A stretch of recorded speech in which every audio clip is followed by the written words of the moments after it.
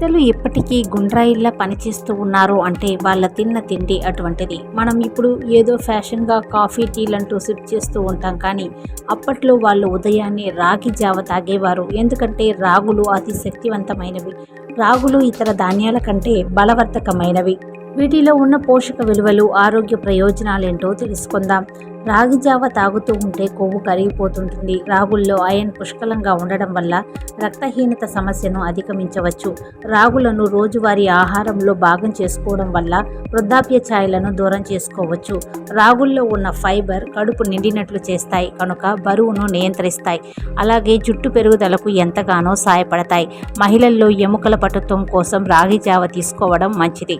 రాగులు నిద్రలేమి, ఆందోళన, మానసిక ఒత్తిడి వంటి సమస్యలను దూరం చేస్తాయి.